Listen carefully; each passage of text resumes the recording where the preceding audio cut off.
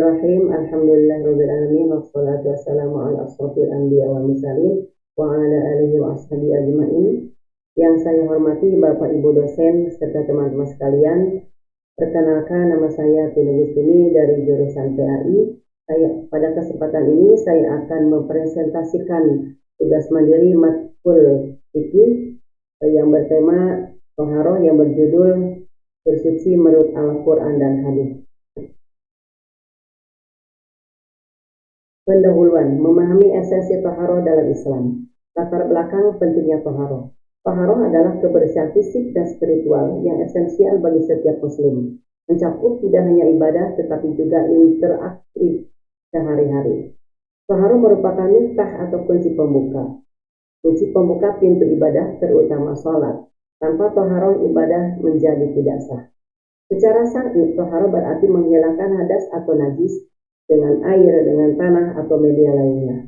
Adapun sumber hukum dari toharoh adalah satu dari Al-Quran. Banyak ayat yang memerintahkan kebersihan dan kesucian sebagai persyaratan ibadah. Yaitu Allah berfirman di dalam surat Al-Maidah ayat 5 dan 6 dan surat Al-Mudaththir ayat 4. Yang kedua, sumber hukumnya dari hadis menguatkan dan merinci tata cara serta keutamaan toharoh sebagai sebagian integral dari ajaran Islam. Sebuah hadis berbunyi at-tahuru syatrul iman, artinya kebersihan adalah separuh dari iman. Hadis riwayat Muslim.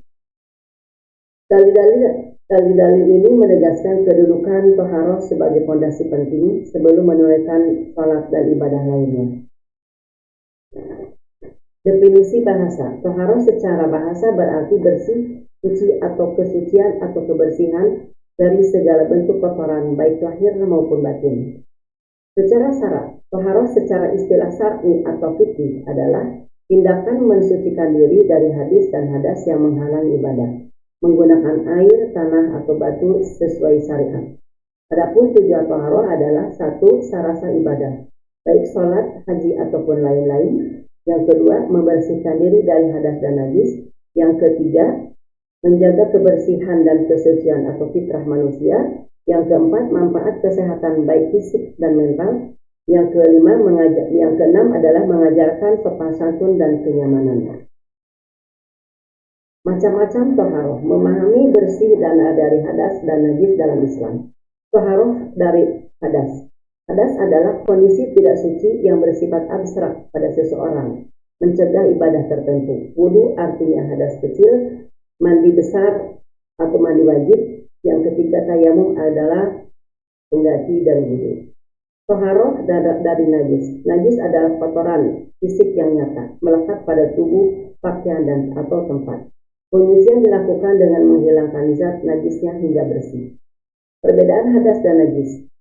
Aspek hakikat hadas artinya abstrak, najis adalah konkret. Aspek wujud hadas, keadaan najis dan fisik. Penyucian ibadah, najis dibersihkan. Contoh, buang air besar, buang air kecil atau darah dan urin. Wudu mensucikan diri dari hadas kecil. Sarasa sholat. 1. Niat. 2. Membasuh muka. 3. Membasuh tangan. 4. Mengusap kepala. 5. Membasuh kaki. 6. Tertib. Tayamum artinya pengganti dari wudu, merupakan sarasah wajib sholat apabila dalam keadaan darurat. Mandi wajib adalah penyucian menyeluruh dari hadas besar. 1. Niat. 2. Meratakan air ke seluruh tubuh. Menghilangkan najis, membersihkan dari kotoran yang membatalkan wudu, baik kotoran abstrak ataupun secara zat. Penutup hikmah toharoh adalah sarasahnya ibadah, kunci sholat. 2. Menjaga kesehatan jasmani dan rohani. Yang ketiga, menumbuhkan kedekatan dengan Allah Subhanahu wa Ta'ala, tidak hanya dan menghargai fitrah manusia.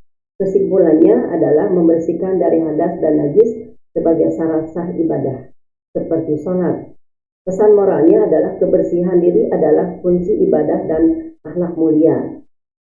Mencakup kesucian fisik, seperti menghilangkan najis dan hadas, baik membersihkan diri dari lahir ataupun batin.